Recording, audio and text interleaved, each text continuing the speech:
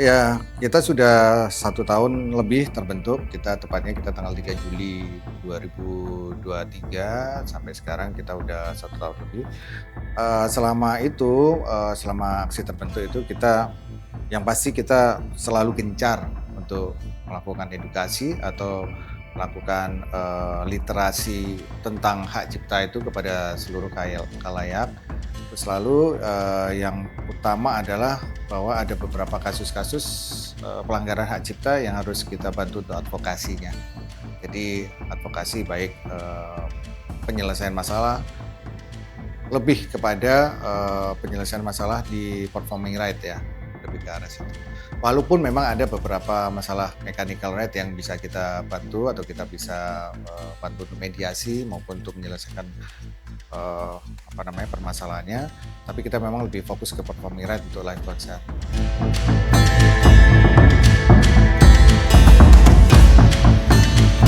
Ya, kita melihatnya pasti karena Ari Bias adalah anggota aksi juga, dan juga ini merupakan satu case yang bisa kita jadikan contoh atau kalau bahasa hukumnya jurisprudensi, bahwa ada hal hukum yang memang harus dihadapi oleh para pelanggar penggunaan karya cipta. Dan itu sudah diputus secara pengadilan niaga bahwa memang Ari Bias memenangkan gugatan itu, dan si tergugat atau Agnes Mo harus membayar denda ganti rugi atas pelanggaran itu. Nah, itu kami melihat bagian dari perjuangan kita, dan kita support banget, kita mendukung banget Ari Bias dalam artian dalam waktu persidangan kita juga datang, terus sampai kemarin kita juga memberikan support, dukungan, statement kami aksi bahwa kita berharap semua menghargai putusan pengadilan.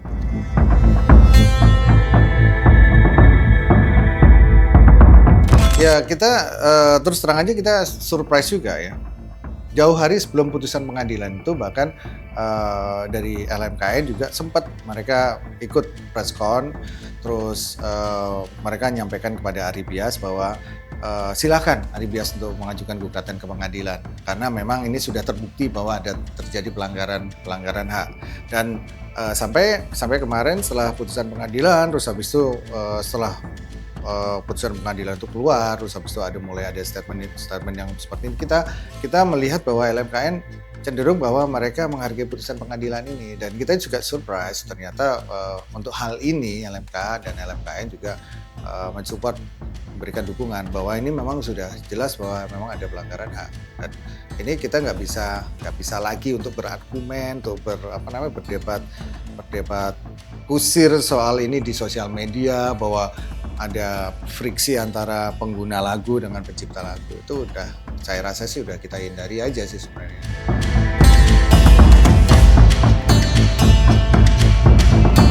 Ya, kemarin kita sudah memberikan statement aksi setelah ada putusan pengadilan itu, bahwa kita ingin semua pihak juga menghargai keputusan pengadilan itu, dan kita ingin aksi akan tetap terus pada relnya, tetap terus pada tracknya untuk terus memperjuangkan hak dari para pencipta lagu. Namun setelah itu kan ada podcast itu kan, dan kita melihat memang ada hal-hal yang membuat akhirnya banyak fansnya, penggemarnya Agnes, akhirnya mereka merasa bahwa Agnes Mo itu lebih paham hukum daripada kami aksi, yang mana kita benar-benar merasa bahwa ini jauh banget dari pikiran orang bahwa kita ini sudah melewati proses lebih dari 1,5 tahun kan. 1,5 tahun udah ada proses untuk kasus Ari Bias ini ya, ada proses untuk koresponden, untuk proses untuk mediasi dan untuk somasi dan segala macam, tapi tidak pernah ditanggepin sampai akhirnya di pengadilan itu juga nggak pendek kan waktunya kan, ada proses pembuktian, fakta-faktanya pengadilan situ. Jadi mana mungkin di dalam sebuah persidangan itu tidak disertakan bukti-bukti pengadilan, terus habis itu ada kuasa hukumnya juga, pasti akan melakukan pembelaan dan dan penyertaan bukti-bukti untuk menangkal dalil-dalil yang diberikan oleh kuasa hukumnya Ari Bias. Tapi ya itulah, maksudnya kami aksi juga punya risiko besar di sini. Punya risiko besar apa? Yaitu kita risikonya bahwa kita dimusuhin sama fansnya Agnes Mo. Risiko terbesarnya adalah bahwa kita dihujat ke sana kemari, bahwa kita dianggap para pencipta lagu ini berusaha untuk meras atau tidak adil kepada penyanyi atau pengguna lagu. Sebenarnya malah kita nih yang merasa tidak diperlakukan adil. Kita merasa bahwa pencipta lagu ini hidupnya belum layak, masih belum dapat haknya, belum sejahtera atas karya-karya yang sudah dipakai ribuan kali, katanya kan udah dinyanyi ribuan kali. Tapi kenapa kok nggak inget? Siapa sih yang bikin lagu ini? Masih inget nggak sih? At least inget. Sehingga ketika dihubungin di kontak, dia akan merespon, gitu kan. Itu kan sesuatu hal yang sederhana, adab etika yang mungkin harus dimiliki oleh para pengguna lagu atau penyanyi. Ya, saya nggak bilang menyebut penyanyi A, penyanyi B, penyanyi C. Kita sebut semua gitu loh, bahwa ada hak seorang pencipta lagu dalam sebuah karya yang dinyanyikan. Dan ada hak seorang pencipta lagu ketika lagu itu dikomersilkan, dipakai untuk monetize, untuk mendapatkan hasil ekonomi atas karya tersebut. Harus ada hak yang dibagikan pada para pencipta lagu.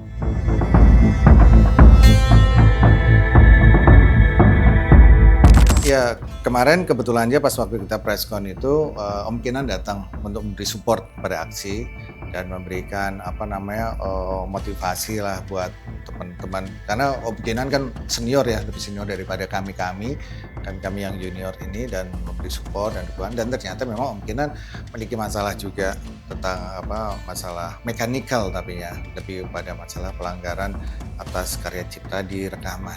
Nah, kalau ditanya lagi berarti kan mengenai sistem royalti di Indonesia, berarti kan Om Kinan kan sudah lebih senior dari kita. Berarti kan udah berpuluh-puluh tahun yang lalu itu terjadi kebiasaan pelanggaran hak atas karya cipta, entah itu mengganti nama, merubah nama karya pencipta, harus selalu memindahkan karya yang bukan miliknya menjadi miliknya, dan seterusnya. Apalagi ketika mulai ada pertunjukan musik yang berbayar, yang bertiket mahal, dan penyanyinya mendapatkan hak keuntungan atas pertunjukan itu, sedangkan penyanyi dilupakan, penyanyi dianggap bukan bagian dari itu. Nah, itu kebiasaan itu sudah berlangsung berpuluh-puluh tahun dari zaman Om Kinan sampai sekarang. Nah, karena kebiasaan itu akhirnya jadi pembenaran, jadi sebuah kebenaran yang akhirnya orang anggap emang sejak kapan penyanyi harus bayar royalti? Nah, itu kan sebuah pertanyaan yang harus kita edukasi ke orang-orang bahwa ada hak si pencipta lagu di dalam sebuah karya. Ya memang harus bayar. Masalah yang bayar harus penyanyi atau mekanisme yang sudah diatur. Ternyata kan Ari Bias, kembali lagi ke kasus Ari Bias, tidak mendapatkan semuanya. Tidak dari penyanyi juga tidak ada juga dari LMK, tidak ada dari lembaga yang sesuai dengan aturan, tidak ada. Jadi masa Ari Bias akan diam aja? Nah, itulah kebiasaan yang dianggap benar itu kita mau rubah. Kita mau oleh aksi, kita mau rubah, dan kita mau pengen kesejahteraan para pencipta lagu akan lebih baik lagi.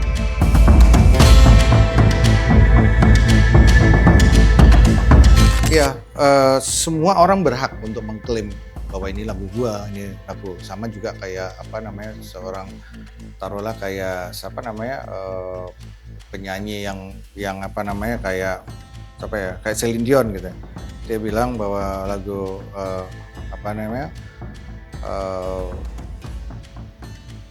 lagu yang All by Myself itu kan sebenarnya kan lagunya Air Supply ya, kalau nggak salah, yang cipta Air Supply. Sampai dia bilang ini lagu gua loh, karena memang cocok sama karakternya dia.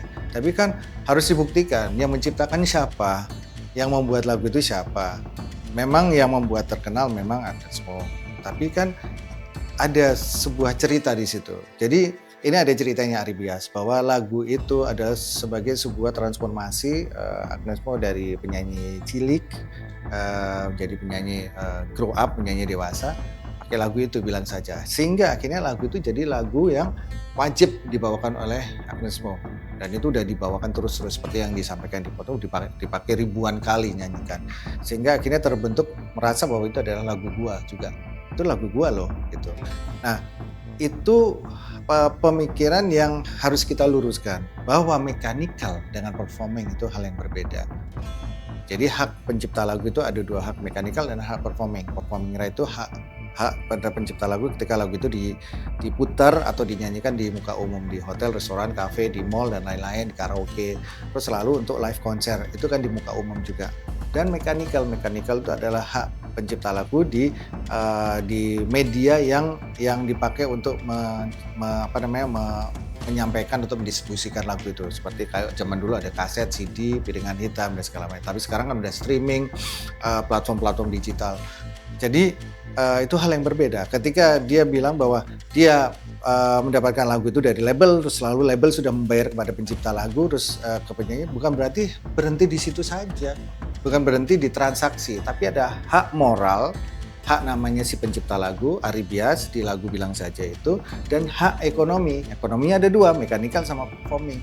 Jadi itu akan melekat terus. Hak moralnya akan melekat, hak ekonomi juga akan melekat. Seiring dengan Agnes menyanyikan lagu tersebut. Ketika mechanical-nya dia berjalan, apakah Ari Bias sudah mendapatkan haknya? Kalau dilihat ya umpamanya dia ada. Nah, tapi apakah performingnya dia dapat? Ternyata tidak. Dia dapatnya 0 dari lagu itu diciptakan tahun berapa ya? 97 berapa ya? Enggak ya. Pokoknya itulah. Saya nggak tahu. Sorry kalau salah. Jadi sejak lagu itu dipublish, Ari Bias tidak mendapatkan apa-apa. Jadi ketika Ari Bias untuk menuntut haknya, memperjuangkan haknya, apakah salah?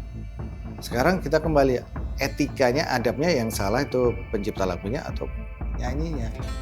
Ini memang peran kita memang harus memberi edukasi ini, bahwa kebiasaan-kebiasaan yang sudah berlangsung lama ini kita mau rubah. Kita mau rubah kebiasaan-kebiasaan yang gue bawa nggak perlu izin. Iya, tapi kan ada di dalam undang-undang. Kalau kita balik lagi, nggak perlu izin tapi lu harus bayar. Itu kalau sesuatu yang tidak bisa dimonetize di hotel, restoran, kafe kan susah nih kita mau ngitung ini lagu gue, masa dia nungguin seharian. Tapi kalau konser atau live konser itu kan ada jadwalnya, ada penyelenggaranya, ada segala macam.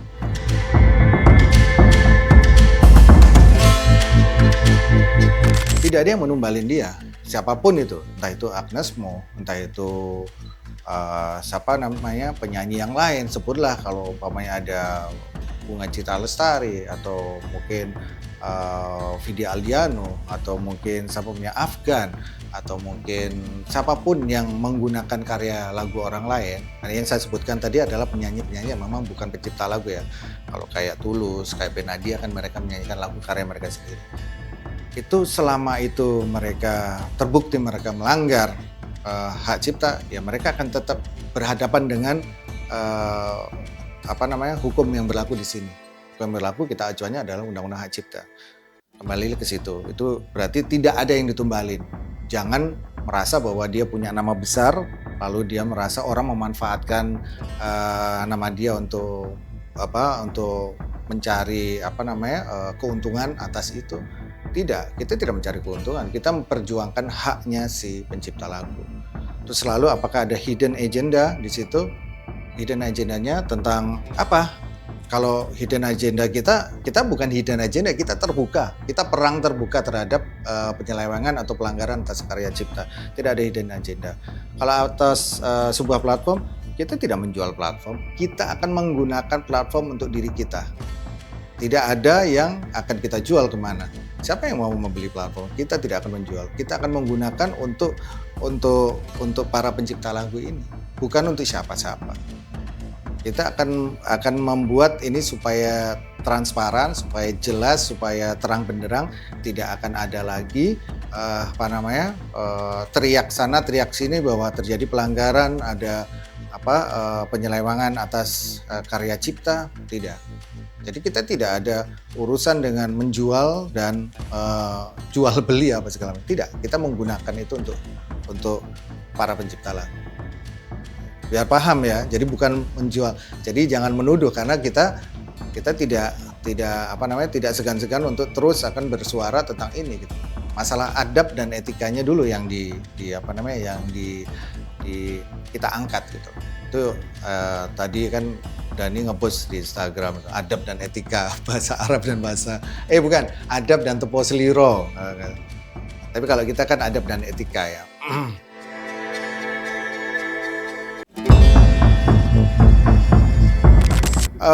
Itu bukan ranah kita ya, karena itu adalah ranah dari kuasa hukum yang lebih paham mengenai itu. Dan kuasa hukum pasti yang akan tahu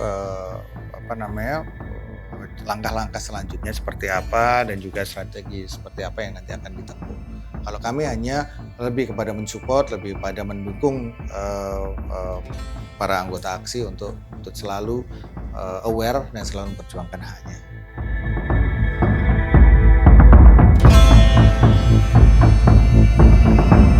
Kita sejauh ini kita memang masih yang namanya juga masih sosialisasi ya, dan juga teman-teman para pencipta lagu yang di luar aksi ini kan juga belum paham, belum banyak yang tahu, mereka masih malu-malu atau mungkin masih segan untuk bisa bergabung dengan aksi.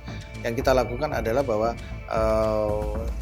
sistem pendistribusian dan pemungutan royalti di Indonesia untuk live konser itu masih belum kompeten yang menjalankannya. Jadi LMKN itu masih belum kompeten untuk bisa menjalankan ini supaya bisa terdistribusi dengan baik. Buktinya saya kan masih terima royalti 125.000 dan itu buat kita akan terus kita sosialisasikan baik di anggota maupun di luar anggota aksi. Masih akan terus kita lakukan. Direct license adalah sebuah pilihan ketika para pencipta lagu atau pemilik hak atas karya itu mampet atau buntu sistemnya yang bisa terdistribusi ke mereka.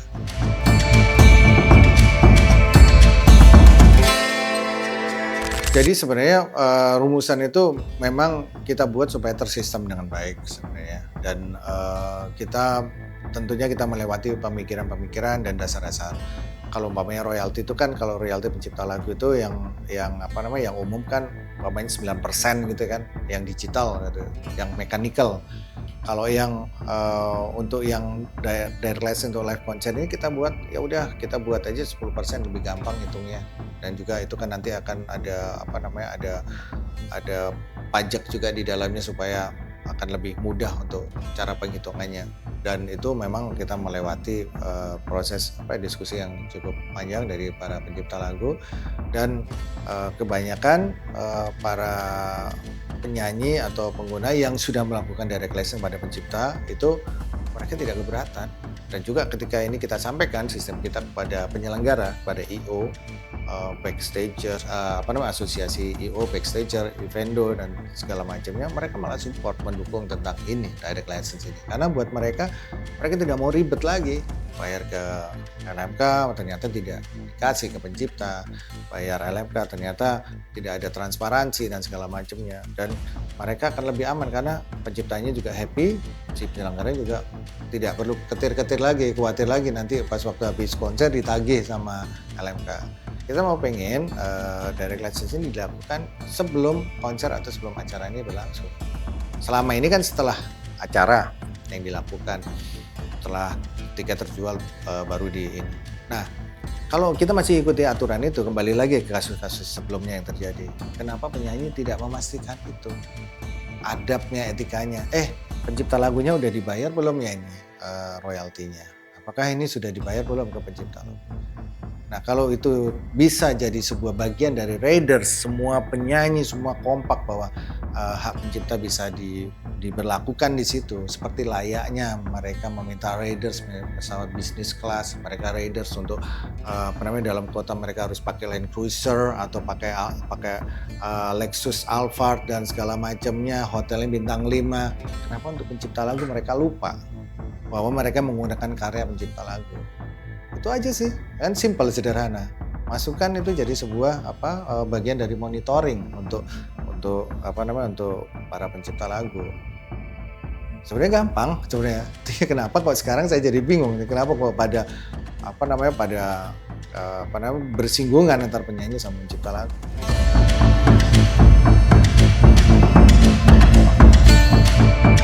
Iya, rata-rata ya kita bersyukur karena rata-rata, responnya semua baik, semua apalagi kita ke PHRI juga mereka juga senang banget karena mereka bisa langsung ketemu dengan pencipta lagunya. Terus selalu juga mereka juga merasa bahwa, oh dengan adanya ini, kita nggak akan repot lagi ya, kita nggak akan repot lagi untuk, apa namanya, ketir-ketir lagi nanti tiap tahun nanti ditagih sama apa namanya, pihak-pihak yang dia ngerasa dia nggak apa namanya, nggak menyuarakan atau nggak membawa hak dari para pencipta lagu. Kalau dengan aksi kan udah jelas, ini urusannya sama pencipta lagu. Terus itu, terus selalu ke kementerian juga kita ke Ekraf, kita juga kemarin udah bikin FGD untuk gimana caranya ini dibuat aturan regulasi yang jelas. Nah, kita udah jalanin itu kan udah 1,5 tahun yang lalu udah jalankan itu dan rata-rata memang responnya bagus. Cuman memang regulasi untuk urusan regulasi ini kan kita perlu revisi itu kan melibatkan legislatif sama pemerintah. Nah ini yang kita masih berusaha untuk terus untuk melakukan pendekatan-pendekatan ke kedua lembaga ini. Karena lembaga inilah mereka yang berkompeten untuk mengeluarkan undang-undang yang baru atau revisi undang-undang Cipta yang nomor 28 tahun 2014 ya silakan gitu loh. Yang penting adalah bahwa pencipta lagu untuk menggunakan karya pencipta lagu harus mendapatkan lisensi atau izin itu harus diperjelas lagi, dipertegas lagi. Tidak ada pasal-pasal yang membuat misinterpretasi atau misleading ke masyarakat bahwa untuk menggunakan lagu tidak perlu izin. Jangan sampai ada keluar kalimat itu lagi. Karena akhirnya jadi apa namanya, jadi bumper buat para pengguna ya, para pengguna karya cipta itu. Nggak perlu izin dipasang, padahal mereka harus lihat di atasnya itu ada bab apa dulu, jangan dilihat pasalnya aja. Babnya apa? Pelaku pertunjukan, pelaku pertunjukan. Sedangkan itu kita bicara tentang undang-undang hak cipta. Undang-undang hak cipta itu dibuat untuk melindungi karya cipta, untuk para pencipta lagu, bukan untuk pengguna karya cipta, bukan untuk penyanyi, tapi untuk pencipta lagu. Sangat aneh kalau itu jadikan sebagai sebuah pembenaran, sebagai sebuah bumper, sebagai sebuah alasan untuk tidak membayar hak para pencipta lagu. Jadi jangan sampai kita terjebak dalam diskusi yang akhirnya yang satu merasa ngotot merasa benar, yang satu ngotot juga merasa paling paham mengenai. Kita kembali lagi ke esensi, undang-undang hak cipta itu untuk apa? Judulnya aja udah jelas, hak cipta. Berarti untuk para pencipta lagu. Untuk melindungi para pencipta lagu. Kalau undang-undang hak cipta itu malah memberikan kebebasan untuk menggunakan karya tanpa izin, tanpa bayar royalti, ya berarti undang-undang itu harus kita rubah, harus kita ganti.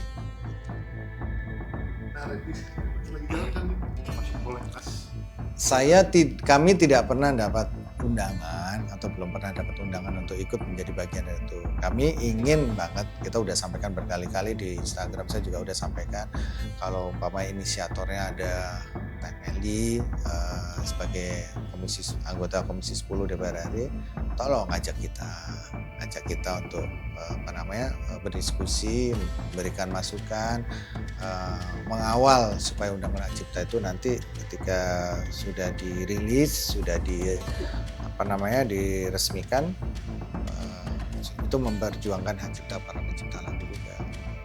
Jangan sampai tiba-tiba undang-undang itu udah direvisi jadi, tapi ternyata malah lebih memberatkan kepada pencipta lagu. Terus Mas Ahmad Dhani juga kita harapkan juga untuk bisa mengawal dari sana. Mudah-mudahan perjuangan Mas Ahmad Dhani bersama dengan Aksi, karena Ahmad Dhani kan juga sebagai Dewan Pembina Aksi kan juga bisa membantu untuk bisa memberikan masukan dari Aksi kepada legislator.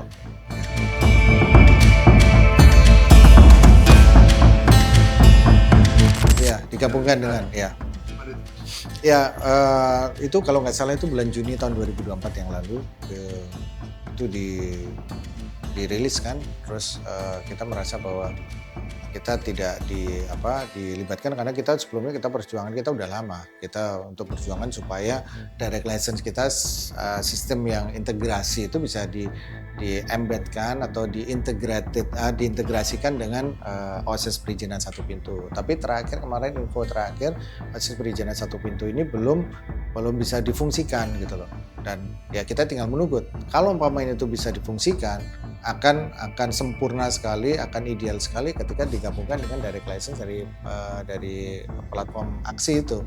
Karena dari platform Aksi itu nanti ketika ada perizinan masuk, ketika ada permohonan untuk membuat acara, penyelenggara acara, akan ada lisensi yang harus dibayar di depan. Sehingga ketika ada acaranya selesai, itu sudah beres semuanya.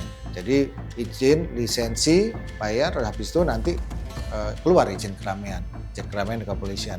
Ketika izin keramaian ke kepolisian berarti kan udah resmi itu acara itu digelar, pencipta lagunya sudah aman, sudah beres karya ciptanya. Sama seperti penyanyi kan dia sebelum naik panggung kan sudah dibayar dulu kan, DP 1, DP 2, habis itu lunas. Nah, kenapa ini tidak bisa diberlakukan juga kepada pencipta lagu? Kenapa penyanyi atau pengguna karya itu dia tidak ikut memonitor gitu.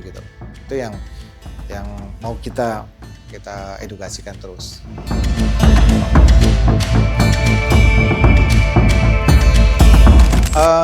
Ya kita kembali lagi, kita bukan memperjuangkan nominal royalti atau besaran royalti yang kita perjuangkan, tapi kita lebih memperjuangkan kepada hak para pencipta lagu itu ada di dalam setiap pertunjukan, setiap live performance, live konser.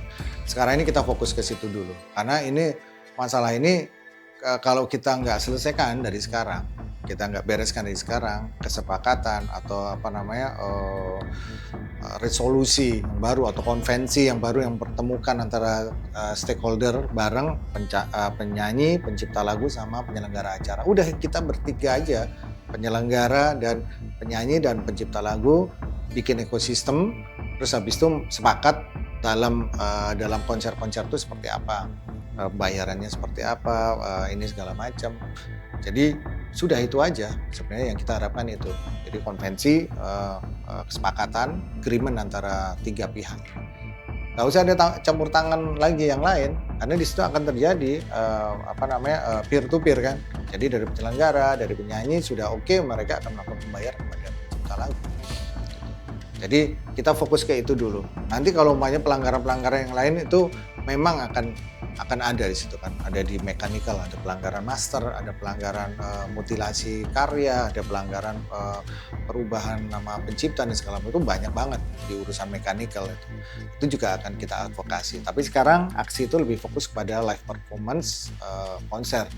Karena hanya satu-satunya pihak yang tidak mendapatkan haknya itu hanya pencipta lagu. Contohnya kalau sebuah penyelenggaraan acara, penyanyinya dapat honor artis, terus habis itu sound engineer dia dibayar, sound lighting dia dibayar, audio visual semua dibayar, yang bikin kopi aja dibayar, runner dibayar, bawa ini segala dibayar.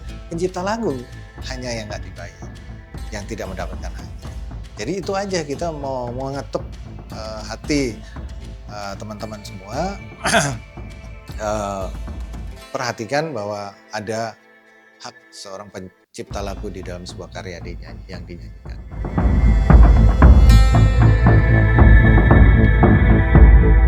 Oh, kita menyambut baik, nggak apa-apa, malah lebih senang karena akhirnya mereka bisa terkumpul dari satu, daripada kita mecah-mecah satu-satu, kita panggilin satu-satu segala. Ya udah umpamanya kita akan ketemu atas nama visi, ya udah nanti ketuanya siapa, ketuanya sama saya gitu kan, kita ngobrol dengan anggota-anggota, dengan semua yang ada terlibat di situ, kita sepakati sebuah kesepakatan gimana nih gitu. Lebih enak begitu malah. Kita nggak usah melihat itu sebagai sebuah istilahnya ancaman atau sebagai sebuah ini. Kita malah senang. Tapi kalau umpamanya itu berjalan sendiri-sendiri, selalu berkomentar sana sini, terus habis itu bawa ini ke ranah yang lain, bawa ke menteri, terus bawa ke sana.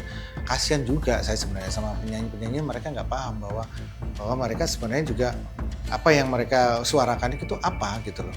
Kita nggak paham. Kalau mereka adalah hanya para pencipta lagu, ya kita akan senang banget, kita akan mendukung mereka. Tapi kalau mereka menyuarakan haknya para penyanyi, haknya para penyanyi untuk para pencipta lagu apa? Untuk menggunakan karya. Iya kan sudah digunakan karyanya. Kita meminta kewajiban untuk bisa memberikan haknya kepada para pencipta lagu, itu yang lebih utama. Gitu. Jadi jangan sampai kasihan para penyanyi, mereka nggak tahu, mereka nggak paham dibawa ke sana ke sini. Takutnya ini mereka akhirnya ketika dihadapkan kepada sebuah diskusi, akhirnya nanti akan jadi debat kusir. Hak gua begini, itu suara gua kan ada di situ. Gua itu ikut membuat lagu itu terkenal gua. Nah, itu kan akhirnya kita kan nggak akan selesai kayak telur sama ayam. Mana dulu yang terkenal, si telurnya atau ayam dulu? Mana dulu yang keluar, ayamnya atau telurnya? Sama seperti itu juga, lagunya dulu yang terkenal atau penyanyi dulu yang terkenal. Jadi jangan sampai kita terjerumus di diskusi-diskusi yang tidak perlu seperti itu.